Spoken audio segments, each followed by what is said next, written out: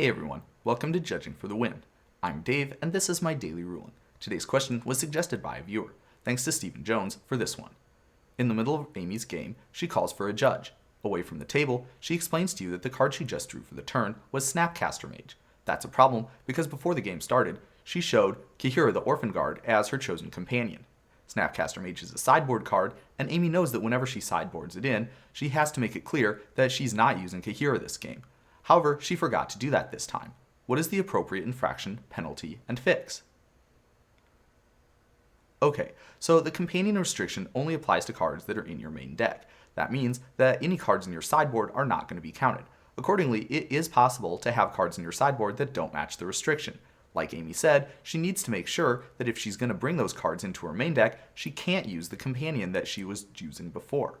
It's even possible to have multiple companions and change the contents of your main deck accordingly every time you're going to start a game. You just have to make sure that before every game starts, the companion that you revealed has a restriction that's in line with the deck that you're going to be playing that game. Of course, in this case, Amy didn't do that, so what would be the appropriate infraction? According to the IPG, in cases like this, the correct infraction to assess is a deck problem. Because of a mistake Amy made, she's unknowingly playing a deck that doesn't match the companion restriction that she was representing that she would be following. Accordingly, that infraction is going to be a deck problem. It's important to investigate the player's intention in cases like this, because the circumstances can change what the correct infraction to issue is.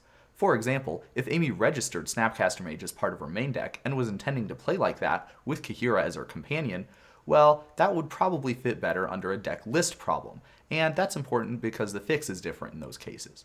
Okay, so let's get back to the situation that was originally presented. What would be the correct penalty for this infraction? And usually with a deck problem, the correct penalty would be a warning. However, there are a few cases where the penalty can get upgraded to a game loss.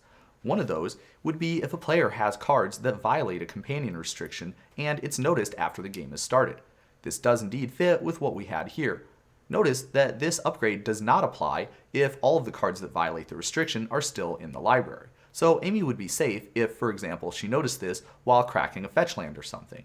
However, based on the situation as presented before, she noticed after she drew a card, which means that it's no longer in her library. Accordingly, the upgrade would stand and Amy should get a game loss in this case. Now, this might seem like a pretty harsh penalty for such an easy to make mistake, and that's true. But notice that the companion mechanic requires a certain amount of trust to function. After all, if Nick sees that Amy is playing Kahira as her commander, then he should be able to infer that there's not going to be any creatures that have the wrong creature type in her deck. Accordingly, it's very possible that Nick might have made game decisions based on knowing that Amy couldn't possibly have a Snapcaster Mage. And that's the reason why we need a harsher penalty here than just a warning. The whole game might have been affected by what Amy did. But still, a game loss? And it's not like the game state is even irreparably damaged. I mean, if we could somehow take away the Snapcaster Mage from Amy, then that would fix everything and we wouldn't even really have a problem anymore, would we? So that's basically what we're going to do. The IPG defines this procedure that we can do in cases like this. First, we'll go through Amy's library and see how many cards there are that violate the companion restriction. Then, we'll take that many cards at random from her sideboard and replace the cards in her main deck that don't match. If there are more than one, Nick, the opponent, will choose which card goes where. So he'll have the choice of which of the randomly selected sideboard cards would be going to Amy's hand, and the rest would be shuffled into her library. This clears up a lot of the cases that would require a game loss otherwise. The game loss is really just a last resort that we can hand out in cases where we can't fix the game state using this procedure. Finally, I want to talk a little bit about regular rel. Obviously, I don't recommend giving out game losses for stuff like this.